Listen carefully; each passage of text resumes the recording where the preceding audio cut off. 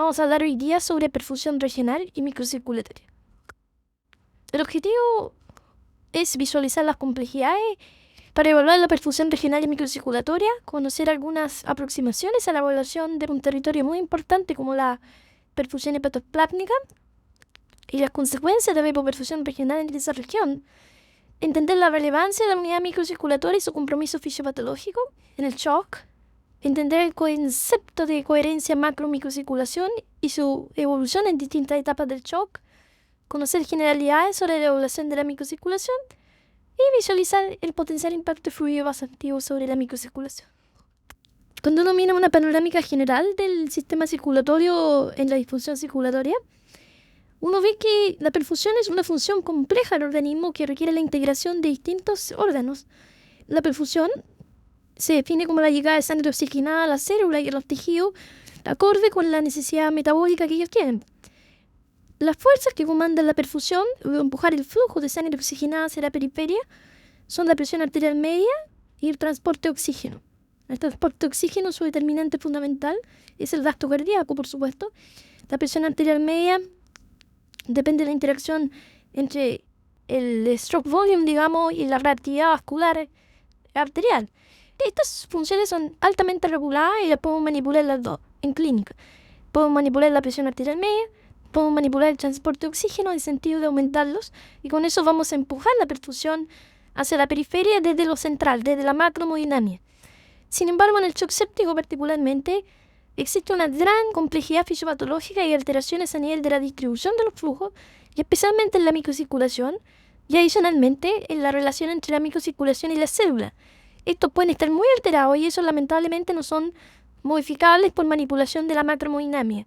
Es más, puede coexistir, y eso es característico del shock séptico, una macrohemodinamia normal, es decir, una presión arterial media normal, un transporte de oxígeno normal, pero una hipoxia tisular producida o inducida por alteración en la distribución y de la microcirculación. Como decía, la evaluación de la perfusión regional es un fenómeno bastante complejo. Es fácil evaluar la macrohemodinamia, pero cuando estamos hablando de la evaluación de la perfusión regional, tenemos que usar otros monitores. Por ejemplo, la perfusión periférica nos habla de, naturalmente, la perfusión de la piel y quizás los tejidos blandos, que depende de la adrenergia. La presión intraabdominal nos dice indirectamente cómo puede estar la perfusión intraabdominal, como bien digo, y la perfusión de órganos importantes como el riñón, eventualmente el intestino, eventualmente el hígado. La perfusión tisular se puede evaluar también por láser Doppler, por ejemplo, aparatos de láser Doppler que pueden evaluar la perfusión de pequeñas regiones de la piel o del intestino. Si uno mete el láser Doppler con un endoscopio, por ejemplo, se puede evaluar la microcirculación de la sublingual, en ostomas. Se puede evaluar la perfusión muscular a través de la saturación tisular de oxígeno medida con NIRS.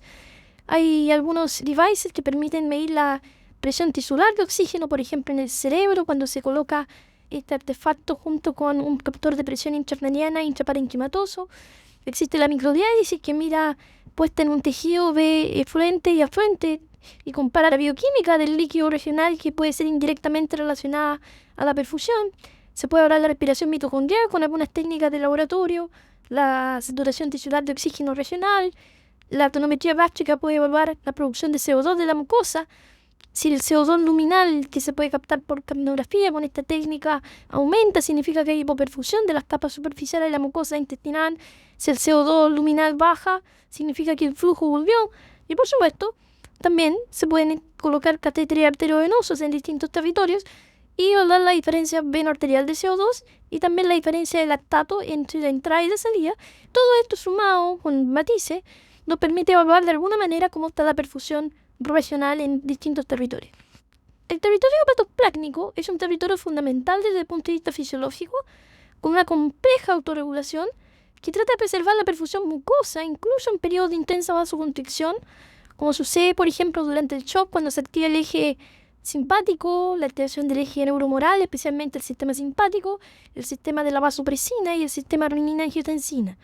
Aún en esas condiciones se trata de preservar la perfusión de la mucosa. El problema es que después de algunas horas de hipoperfusión extrema, se pierde la función de barrera y el intestino se transforma en una fuente de absorción de mediadores proinflamatorios.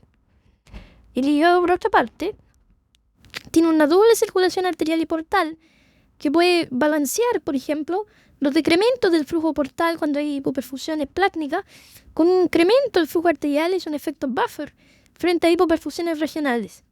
El hígado está muy protegido, por lo tanto, con una doble circulación oxigenada entre porta y arteria hepática, por cuanto cumple un rol fundamental en la regulación inmune y metabólica, expresado esto, por ejemplo, con la síntesis de proteína en fase aguda, la aclaración de complejo inmune y endotoxina por el sistema retículo endotelial del hígado, que ustedes saben es el más copioso en la economía.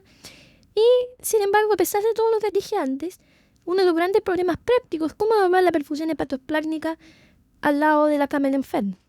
Y así se han intentado distintas aproximaciones, por ejemplo, evaluar la microcirculación con aparatos que son de videomicroscopía bedside y que captan imágenes en video que después son analizadas semi-cuantitativamente o ex vivo. Medir la presión intraabdominal, que a uno le da una idea indirecta de cómo está la perfusión de los órganos intraabdominales. El clearance de verde indocianina, que es una técnica no invasiva donde uno inyecta este colorante verde indocianina que se distribuye, digamos, y que es metabolizado, extraído por el hígado en un alto porcentaje al primer paso, y que cuando la desaparición de verde indocianina después de una inyección en 15 minutos, el porcentaje de desaparición es una idea indirecta o da una idea indirecta de la perfusión del hígado y o el metabolismo, pero como se hace en 15 minutos, en general si hay una alteración grosera de este clearance, eso depende del flujo. La tonometría gástrica, que es un capnógrafo de la mucosa del estómago, como decíamos, él analiza los vaivenes del CO2 y esto depende de la perfusión de la mucosa. Y la cateterización suprahepática, que a uno le va a permitir tomar muestras y evaluar saturación venosa suprahepática y lactato suprahepático. Y si uno compara esa saturación y ese lactato con los arteriales, uno tiene una idea de cuánto está extrayendo el hígado, es decir, si está más o menos perfundido y si el hígado está siendo capaz de metabolizar el lactato, o eventualmente si el lactato suprahepático es más alto que el sistémico, que el arterial, significa que el hígado está muy hipóxico y muy disfuncionante y está produciendo lactato en vez de metabolizarlo como sucede en la fisiología normal. La saturación venosa central de oxígeno representa el territorio de la vena cava superior. Durante sedación y ventilación mecánica, el consumo de oxígeno regional cae porque, por supuesto, el cerebro se duerme, lo cual baja el consumo en un 20-30%. Los músculos respiratorios dejan de funcionar, uno no está comiendo, los brazos no se mueven, por lo tanto, todos los determinantes del consumo de oxígeno del hemicuerpo superior o vena cava superior bajan. Por lo tanto, la saturación, después de intubación y sedación, debería elevarse, y que eso pasa en anestesia, por ejemplo, electiva, hasta niveles de 70-80%. Sin embargo, esto puede coexistir a veces con una profunda hipoperfusión del territorio de la vena cava inferior, que se verá enmascarado o no será revelado si solo hablamos la vena cava superior. Una disociación entre la saturación de oxígeno central y mixta puede reflejar hipoperfusión hepatoplásmica. Por ejemplo, en la diapositiva se ve, si uno pone un catéter de Swan-Ganz y uno tiene una saturación venosa mixta, ¿verdad? Que es una mezcla entre la vena cava superior, la vena cava inferior, que vuelven hacia la aurícula, y el seno coronario, lo normal es una saturación venosa mixta de 65 más o menos. Pero, si yo tengo al paciente en sedación y ventilación, la saturación venosa central o de vena cava superior será 80. Y puede que al mismo tiempo yo tenga una saturación de la vena cava inferior del 58, es decir, una hipoperfusión hepatoplásmica, y la mezcla de todo esto va a dar 65. Entonces, si yo solo miro el 80, no voy a poder visualizar que hay una saturación, obviamente no veo la saturación de la vena cava inferior y no me voy a dar cuenta que hay un delta entre ambas. Normalmente, la diferencia entre la saturación venosa central y la saturación venosa mixta, debido a la diferencia en no más de 10 puntos. Cuando ustedes tienen un catéter de arteria pulmonar, y esta diferencia, como en este caso, es de 15 puntos, es decir, la vena cava superior es 15 puntos más alta que la saturación venosa mixta, eso significa, y casi la única explicación posible, es que hay una profunda desaturación de la vena cava inferior y por lo tanto, ergo, una hipoperfusión hepatoplásmica. Es un signo indirecto de este fenómeno. Aquí hay algunos casos de ejemplo de pacientes que nosotros evaluamos con saturación suprahepática de oxígeno. Y en esta paciente, por ejemplo, ustedes ven que era un paciente exitosamente reanimado. Hace algunos años pusimos catéter suprahepático y Swan-Ganz. Y ustedes ven como la saturación venosa mixta fue 76, 82 y 78, es decir, normal. Sin embargo, la suprahepática era 35, 39, 66, es decir, solamente cuando el paciente ya se estaba mejorando, subió, digamos. Por lo tanto, este paciente tenía claramente una hipoperfusión hepatoplásmica. Y aquí hay otro paciente que lamentablemente falleció, donde ustedes ven como la saturación venosa mixta fue 60, 63, 63 en 3 mediciones consecutivas efectuadas cada 12 horas. Y en cambio la saturación venosa hepática nunca mejoró, siempre estuvo en 20, 25, 25. Y si ustedes miran el lactato A, que es arterial 48758, ya subiendo, el paciente falleció lamentablemente, decía, en cambio el lactato hepático era igual prácticamente, 4676, reflejando que el hígado no extraía lactato. Pero en la última medición premortem, ustedes ven que el lactato hepático era 8,8 comparado con 8, la arterial, es decir, el hígado al final de cuentas con esa profunda hipoperfusión hepatoplásmica, no solamente no trataba el lactato, sino que lo producía, porque el lactato suprahepático, LH, era más alto que el sistémico. Otra técnica que podemos hacer es la evaluación de la presión intraabdominal. Acá se ve un paciente que se visceró y miren ustedes cómo está la tripa, está erematosa. Esto pasa en los pacientes críticos. Por lo tanto, como el intestino está englobado dentro de la pared abdominal, si hay hipoperfusión, el intestino se dilata, hay ascitis, hay hematoma, etc., la presión intraabdominal aumenta. Y este aumento de la presión intraabdominal, por supuesto, crea un síndrome compartimental que impide que el intestino mismo, el riñón y el hígado sean perfundidos. Por lo tanto, uno podría medir la presión intraabdominal, esto lo hacemos indirectamente a través de medir la presión intravesical. Va a haber una clase específica de esto más adelante, pero la medición de la presión intraabdominal, sin duda, nos permite tener una aproximación indirecta a la perfusión hepatoplásmica. Cuando uno, por ejemplo, nosotros en un modelo experimental que hicimos en el 2004, fuimos inyectando solución de mannitol dentro del abdomen y midiendo la presión intraabdominal y sosteniéndola elevada durante periodo de 1 hora. Y ustedes ven, digamos, que la subimos de 15, después le echamos más mannitol en una bolsa dentro del abdomen a 25, en un modelo porcino, y hasta 35. Y fuimos hablando qué pasaba con estos distintos niveles de presión intraabdominal, entendiendo que el normal es menos de 5. Y aquí en esta diapositiva se ve cómo a medida que aumenta la presión intraabdominal, PIA, va aumentando también la PVC, reflejando el impacto que tiene, ¿no es cierto?, el aumento de la presión intraabdominal en las presiones centrales. El gasto cardíaco va aumentando en la medida que aumenta la PIA. Las presiones meseta del ventilador aumentan a la medida que aumenta la PIA porque hay una disminución de la compliance tóraco-pulmonar por el ascenso de los diafragmas. A medida que yo pongo más volumen, hay un largo periodo en que la presión intraabdominal no aumenta, pero después cuando se llega al límite de la complacencia, pequeñas cantidades de volumen adicional producen grandes aumentos de la presión intraabdominal siguiendo la rutina de Monroe-Kelly, que es lo mismo que pasa en el cerebro. La distensibilidad disminuye y hay una hipoperfusión esplácnica progresiva con presiones intraabdominales sobre 25. De modo que todo esto refleja, digamos, el profundo impacto, no solo a nivel abdominal, sino también sistémico que tiene el aumento de la presión intraabdominal, un monitor que podemos usar fácilmente en nuestros pacientes. En un trabajo que hicimos hace algunos años, demostramos esto, medimos presión intraabdominal en 80 pacientes de forma sistemática que tenían shock séptico, y ustedes ven que un porcentaje de un 80% de los pacientes tenía presión intraabdominal definida como una presión sobredosis. Y se clasifica de acuerdo a la WACS en grado 1 de 12 a 15, grado 2 de 16 a 20, grado 3 de 21 a 25, grado 4 que es la más grave, más de 25 milímetros de mercurio. Y ustedes ven que los pacientes que progresaban de grado 1 a grado 3 representan pacientes con shock más severo manifestado por más requerimiento de noradrenalina que llegaba de 0,26 a 0,67, más elevados pics de lactato que subió de 4,8 a 6,2 y más disfunción renal manifestada por aumento de la creatinina. La hipertensión intraabdominal tiene consecuencias en aumentar la disfunción de órganos y se asocia, por supuesto, a formas más graves de shock séptico. Otra forma de monitoreo de perfusión regional es la tonometría gástrica, que, como decía antes, es un monitor que evalúa la perfusión de la mucosa gástrica. Se coloca una sonda nasogástrica modificada en el estómago que tiene un balón que es permeable al CO2. Entonces, cuando la mucosa del estómago se hipoperfunde, el CO2 difunde de la mucosa al lumen porque es muy difusible, entra al balón y uno hace capnografía y ve que el CO2 sube o baja. Y este aumento del CO2 en el estómago sigue la misma dinámica de que yo señalé en una clase anterior sobre los gradientes venoarteriales de CO2. Es decir, el aumento del CO2 puede ser por estancamiento a nivel de la mucosa o puede ser por hipoxia, por tamponamiento de los protones, ¿no es cierto?, por bicarbonato y generación de CO2 anaeróbico.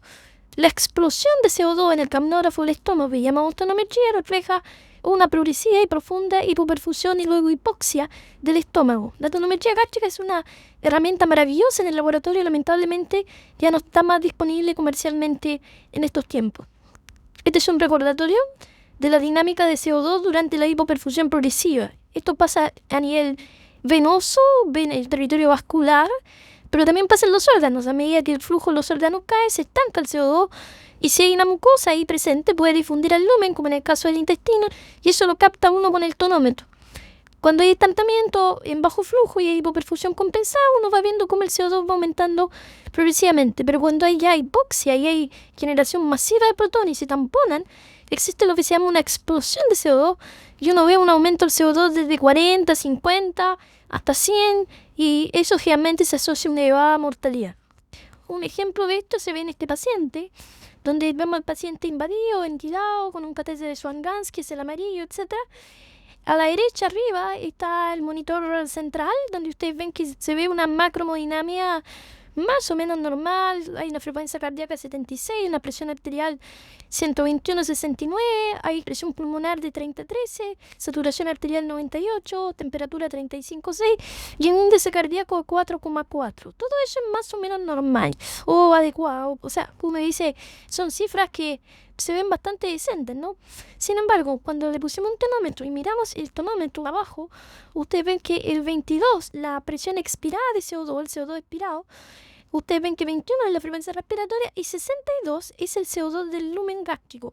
El CO2 del lumen gástrico es 40 puntos más alto que el expirado, reflejando este gradiente. Cuando es más de 10, significa que en el estómago hay una mayor generación de CO2 y eso refleja hipoperfusión o hipoxia regional hepatoplásmica.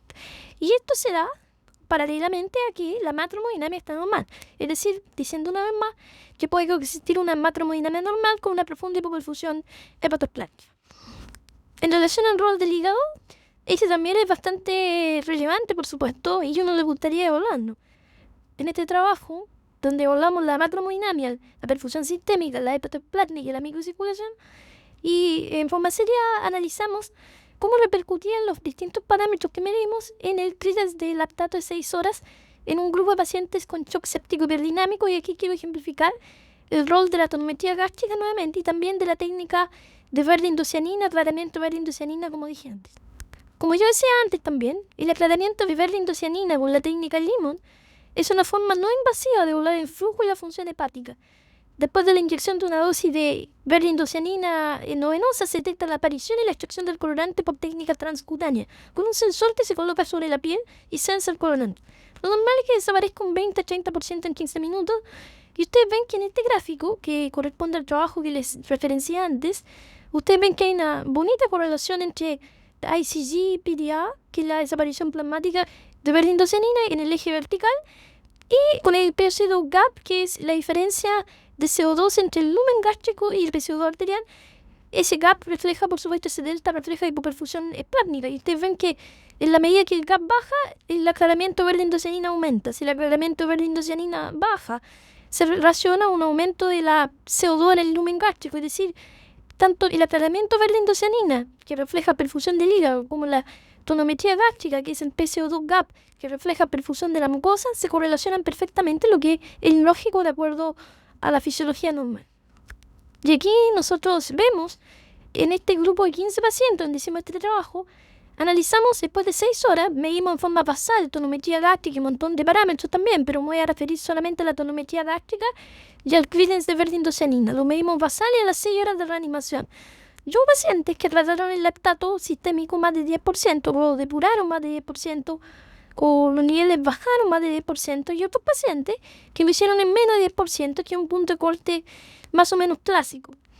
Y ustedes ven que en líneas negras, o sea, en cuadrado negro arriba, ustedes ven que los pacientes que tuvieron un aclaramiento de verde-indocianina sobre 20, en general, estos pacientes fueron pacientes que aclararon lactato más de 10%. Y los pacientes en que el aclaramiento de verde-indocianina, que corresponde al eje vertical que está al final, declinó de 15 a 10, son pacientes que aclararon el lactato menos de 10%. Es decir, Los pacientes que aclaran lactato menos de 10% en parte es porque les baja el flujo hepático, evaluado, ¿no es cierto?, por la técnica de endocenina, que es el eje vertical que se ve a mano derecha.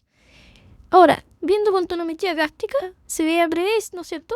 Este es el eje vertical que está a su mano izquierda, donde se ve que los pacientes que mantienen baja producción de CO2 en el lumen gástrico, es decir, que tienen por tonometría gástrica un PCO2 gap bajo, es decir, una buena perfusión de la mucosa, esos pacientes aclararon lactato más de 10%. En cambio, los pacientes que este gap de CO2 fue aumentando en el tiempo y se inclinó sobre 20 al cabo de 6 horas, tuvieron un aclaramiento de lactato menos de 10%.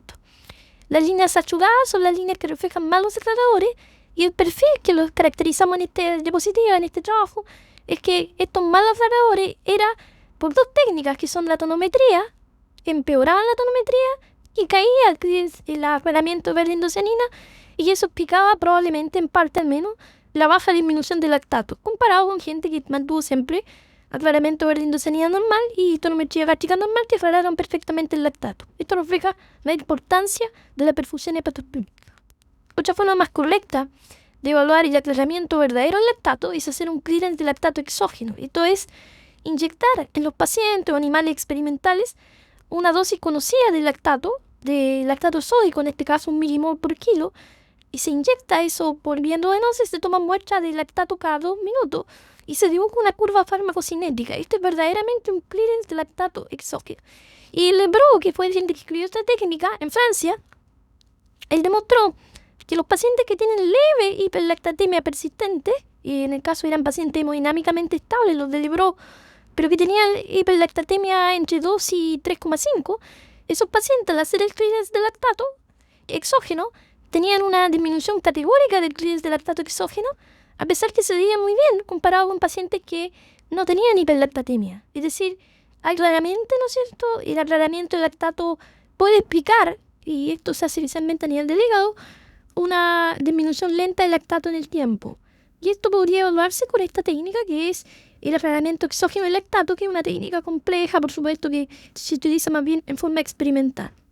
En un trabajo que hicimos con un proyecto Fondesit hace un tiempo, en un modelo de choque endotóxico en animales, estos animales los dividimos en animales con endotoxina y animales CHAM. Estos animales eran monitoreados bajo anestesia, se les ponía catéter arterial pulmonar, eran ventilados mecánicamente, se hacía una laparotomía y se ponían sensores de flujo portal y hepático, se ponía un catéter en la porta para medir metabolitos, se ponía un catéter subrahepático, etc. Un modelo bastante comprensivo de evaluar la perfusión regional y central.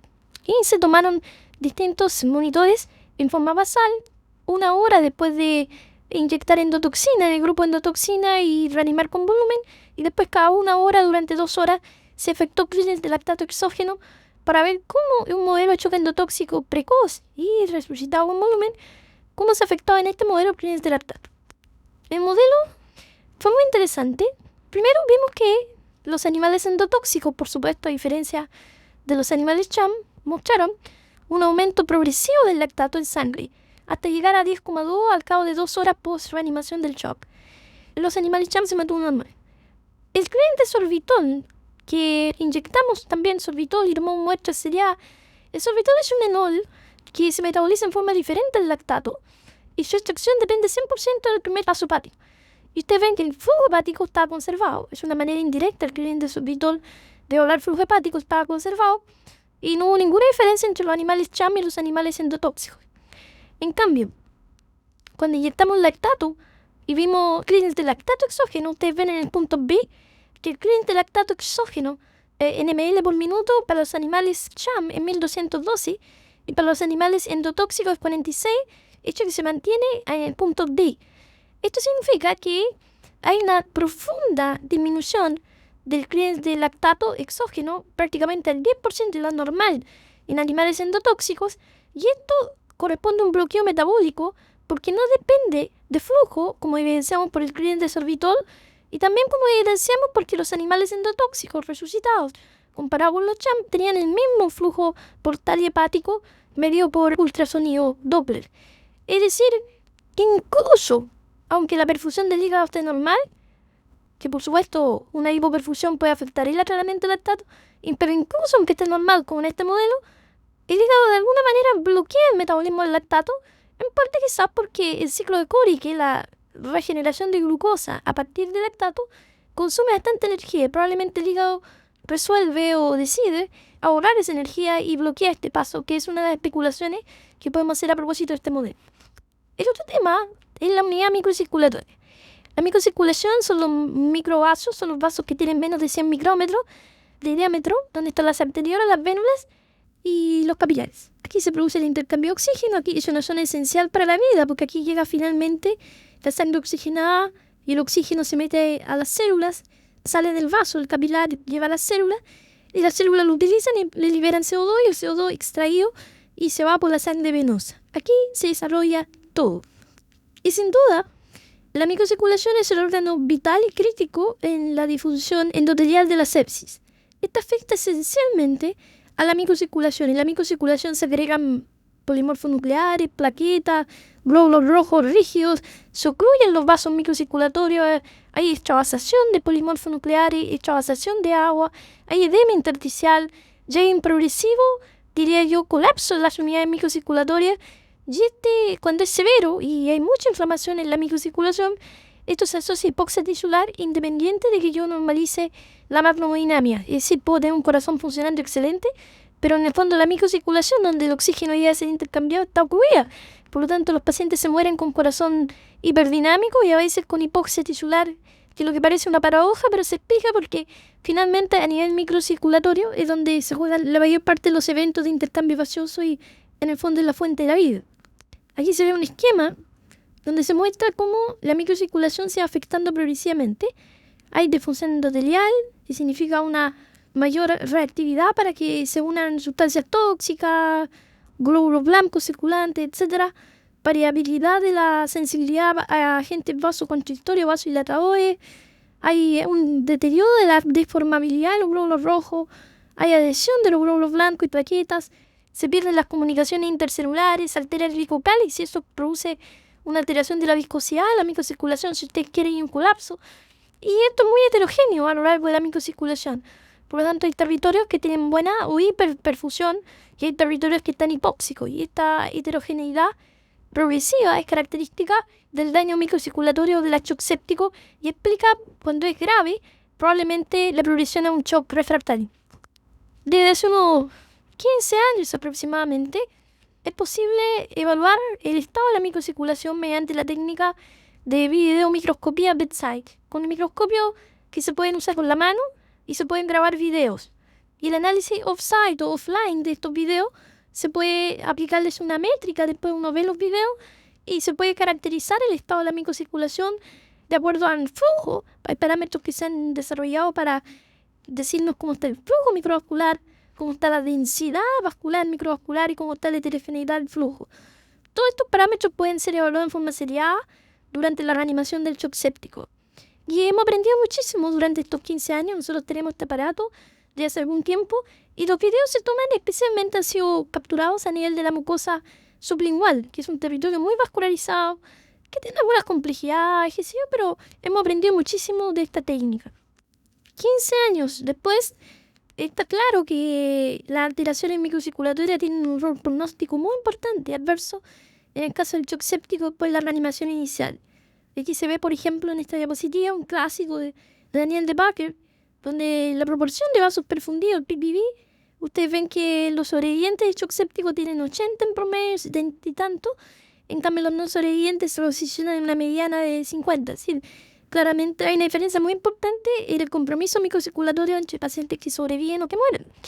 Y también cuando se evalúa esto diariamente, como este trabajo de Yasser Zucker, a través de distintos días, ustedes ven que los pacientes que parten con mala microcirculación, en este caso evaluado por BBD, o sea que la densidad de pequeños vasos, ustedes ven que los pacientes que sobreviven, que están en negro, van mejorando este parámetro. En cambio, los pacientes que fallecen, que están en blanco achugado, mantienen esta normalidad de forma persistente. De modo que el rol pronóstico de las alteraciones microcirculatorias en la sepsis y el shock séptico está claramente determinado hace muchos años. Distintos autores han tratado de profundizar en el tema de un tema bien interesante, aunque es más bien teórico, que es la coherencia hemodinámica entre macro y microcirculación. Hay distintas formas, digamos, a veces la macro está normal y la micro está mala, a veces La micro permite intercambio de oxígeno, pero está profundamente heterogénea. Hay algunas situaciones donde la microcirculación está inflamada y edematosa, y otras situaciones donde la microcirculación simplemente está seca. Está sana pero seca, es decir, le falta flujo. Se ha tratado de caracterizar estas alteraciones o esta relación entre macro y microcirculación, pero todavía son propuestas muy teóricas. Lo importante es que ustedes siempre traten de pensar, ok, yo optimicé la macrohemodinamia, mejoré el gasto, mejoré la presión, pero ¿cómo estará la microcirculación? ¿Cómo? La videometroscopía es una técnica que solamente usamos en la investigación. Cualquier clínico en la UCI al lado de los pacientes se podría guiar indirectamente a través de parámetros de perfusión y él no va a poder ver la microcirculación, excepto si ustedes han seguido estas clases a través de la perfusión periférica. Porque la perfusión periférica refleja la perfusión de la microcirculación de la piel. Y a diferencia de los emocionantes, es gratuito y disponible universalmente. En el shock séptico inicial o en la disfunción circulatoria inicial, la microcirculación está seca y está en un estado que hemos llamado en estas clases flujo sensible.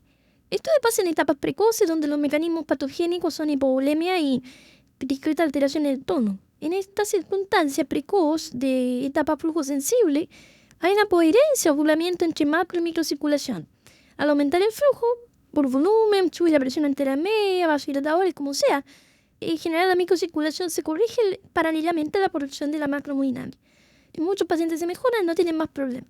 Sin embargo, en pacientes que evolucionan hacia un shock séptico refractario más grave, la microcirculación se inflama, ya se agrega disfunción microcirculatoria endotelial y hay una inflamación que ya no es flujo sensible. Yo puedo aumentar el flujo sistémico, pero no mejora la microcirculación porque está tapada, está ocluida, está absolutamente colapsada, está inflamada. Y ahí se pierde, por lo tanto, la coherencia entre la macro y la micro. Es decir, yo mejoro la macro y la micro no mejora. Es más bien una disfunción de órgano aquí que una metareanimación. ¿Y qué hacer con esta microcirculación? La verdad es que nadie sabe. Probablemente hay gente que ha especulado y quizá alguna droga antiinflamatoria, pero esto es solo materia especulativa. Ustedes recuerdan esta diapositiva seguramente de otras clases. Nosotros aquí en este editorial de Intensive Care Medicine tratamos de dibujar un poquito la situación. Así, nuevamente, en etapas precoces del shock séptico donde predomina la hipovolemia y la pérdida del tono vascular, se nos pone fluido y la microcirculación está seca, por supuesto, y uno logra con los fluidos en pacientes que están precarga dependiente, un concepto que vamos a ver más adelante en otras clases. Si yo aumento el gasto en esta etapa precoz, flujo sensible, voy a mejorar la macrocirculación y también va a mejorar la microcirculación en paralelo y los parámetros de perfusión van a mejorar. Y esto es consecuencia del aumento de la presión de perfusión y el flujo sistémico. Hay una coherencia entre macro y micro precoz. En cambio, en forma tardía, cuando hay inflamación endotelial y alteración microvascular, yo puedo mejorar la macro con fluidos, con inotrópicos, etc. Pero la microcirculación está ocluida porque hay edema, congestión venosa, celular, etc. Y no va a mejorar la microcirculación aunque yo mejore la macro. Están disociadas. Por lo tanto, esta coherencia precoz y disociación tardía es característico del paciente que evoluciona a un shock séptico refractario. Un ejemplo es el volumen, donde cuando en la etapa precoz yo pongo volumen, aumenta el flujo y la densidad, la microcirculación disminuye la heterogeneidad, recluto lechos microcirculatorios, mejora el flujo a ese nivel. En cambio, cuando pongo volumen en forma tardía, empeora el flujo microcirculatorio, aumenta el edema intersticial endotelial, puede que incluso el volumen en forma tardía no solamente no mejore la microcirculación, sino que la empeore. Porque ya hay impermeabilidad y hay edema, pongo más volumen, se mete más volumen al intersticio, aplasta las unidades microvasculares y se produce un mayor colapso. Es decir, una terapia como el volumen en forma precoz es positiva y en forma tardía puede ser desastrosa. Incluso no solo no tener beneficios, sino también aumentar la mortalidad. La droga vasoactiva es exactamente lo mismo. O sea, durante años se especuló de que si yo usaba vasopresor en mayor o menor dosis, inodilatador o incluso vasodilatadores, yo podía mejorar o eventualmente empeorar la microcirculación. La verdad es que una curva de trabajo ya acumulado, incluso algunos nuestros, han demostrado la profunda, heterogeneidad de las respuestas. Y depende de los momentos que uno pide al paciente. En algunos momentos, los vasopresores, por ejemplo, pueden ayudar, en otros momentos pueden ser deleterios. Y discernir esos momentos es muy complejo. Los inodilatadores y los vasodilatadores es lo mismo. No hay ninguna droga que selectivamente afecte la microcirculación, porque siempre una droga cualquiera, como esta que señalo aquí, hacen cambios en la macrohemodinámica, o sea, en el gasto cardíaco, la presión arterial y también en la microcirculación. Ojalá hubiera una droga que uno dijera, esta es una droga que actúa solamente en la microcirculación, aumentando el flujo ahí por acción en los esfínteres, qué sé yo. Eso no existe. Lamentablemente, el impacto final en la microcirculación va a depender del timing, va a depender del momento en que lo use, digamos, del estado fisiológico, etc. Así que aquí no hay ninguna receta, solamente la de ser precavido, y cualquier droga quizás puede ser un lugar común, pero es importante usarla siempre las dosis más bajas posibles de cualquier droga que uno use en un paciente crítico. Aquí hay un buen ejemplo de lo anterior, propuesto por Ginser y Jan Bucket, donde se ve al medio la microcirculación oscura, a la izquierda se ve el flujo arterial y a la salida del flujo venoso, saliendo de la microcirculación. Es otra forma de mirar el problema. Y ustedes ven que cuando yo uso un vasoconstrictor, por ejemplo, en norepinefrina puro, yo puedo aumentar la presión arterial sistémica. Y puedo aumentar la presión arterial media, por ejemplo, de, qué sé yo, 60, 80. Si uno dice, tiene una excelente presión arterial. Pero, como el vasoconstrictor no solamente va a aumentar la presión en el macro territorio, sino que también va a producir una vasoconstricción de la última válvula antes de la microcirculación, que se llama esfínter precapilar. Si ese vasoconstrictor aumenta la presión arterial sistémica, es decir, va a llegar más sangre, pero al mismo tiempo aprieta demasiado el esfínter precapilar, la válvula final, el flujo va a caer. Y al entrar a la microcirculación, como se ve en la fecha que dice vasoconstrictor, la presión de entrada a la microcirculación va a ser casi cero, y por lo tanto el flujo de la microcirculación se va a ir a cero. Un vasodilatador, paradójicamente, en la misma diapositiva, el vasodilatador puede bajar la presión arterial sistémica, por ejemplo, de 80 a 50, pero como vasodilata el esfínter o la válvula precapilar ante la microcirculación, este parte de un nivel más alto, no se estrangula, digamos, el flujo, y puede que con menos presión sistémica tenga mejor presión de entrada a la microcirculación. Esto es muy teórico, por supuesto, pero podría explicar algunas paradojas que se dan en la clínica, y yo creo que hay un mensaje que decir acá. Nosotros no usamos mucho vasodilatador en la clínica, pero sí usamos mucho vasoconstrictor. Y hay que tener cuidado con los vasoconstrictores. A veces usamos un vasoconstrictor y vemos que la presión mejora y decimos, pero puede que en ese momento estemos matando la microcirculación. Yo diría que a veces hay que usar la dosis más bajita de vasoconstrictor posible. Y como no podemos ver la microcirculación con aparatos especiales, podemos mirar entonces la piel. Como yo dije en otra clase, la piel es microcirculación. Si yo uso el vasoconstrictor, por ejemplo, tengo presión de 80 con una dosis A, y la piel está mal perfundida, está fría, etc. Y yo bajo la presión a 60 y digo, tengo menos presión, menos vasopresor, pero la piel se pone calentita, quiere decir que también la microcirculación va a estar bien. O sea, hay que ser más lógico, hay que romper los paradigmas de que mejor presión es mejor flujo. No, hay que probablemente titular de paciente en paciente. Esta diapositiva es solamente cortito, ya la hemos mostrado en otras clases. Las últimas dos columnas representan en este cohorte sobreviviente shock séptico alteraciones microcirculatorias persistentes, evaluadas por dos índices que son la proporción de vasos perfundidos y el índice de flujo microcirculatorio. Ustedes ven que estos sobrevivientes a las 24 horas prácticamente el 80% sigue teniendo parámetros microcirculatorios alterados. Si la microcirculación es una tortuga en recuperarse, a diferencia de otros parámetros que son mucho más flujosensibles como destacados. De modo que probablemente nunca va a ser usada la microcirculación sublingual al menos como un parámetro de resucitación. Esta diapositiva de Daniel de Backer es lo mismo, muestra, digamos, cómo en los pacientes a las 48 horas después de resucitación de sepsis todavía existen alteraciones profundas de la microcirculación que se recuperan recién a las tercer, cuarto, quinto día. Es decir, la microcirculación era inflamada y como todo, cuando a ustedes se les inflama un tobillo después de jugar un partido de fútbol o lo que sea, se torcieron, no se recupera en 2 días. La microcirculación es lo mismo, se recupera lentamente. Y eso también hay que tenerlo presente durante la evaluación de los pacientes. Mensajes finales. En la sepsis shock séptico, tanto la distribución de los flujos, especialmente plasmático, como el flujo microcirculatorio, pueden estar severamente deteriorados y es complejo su evaluación con técnicas habituales. La hipoperfusión hepatoplásmica puede tener consecuencias dramáticas en la generación de promotores de inflamación sistémica, como también en la regulación inmune y metabólica hepática. Algunas técnicas que se pueden usar bedside, como el estudio de saturaciones de oxígeno regionales, no solamente subrepática, también en el bulbo yugular para el cerebro, y la presión intraabdominal pueden ayudarnos a interpretar la situación de perfusión regional. Finalmente, la microcirculación sublingual puede ser ahora evaluada por técnicas bedside. Y su estudio permitió evaluar el rol pronóstico de esta alteración y también el potencial impacto, bueno o malo, de distintas intervenciones sobre el flujo microcirculatorio.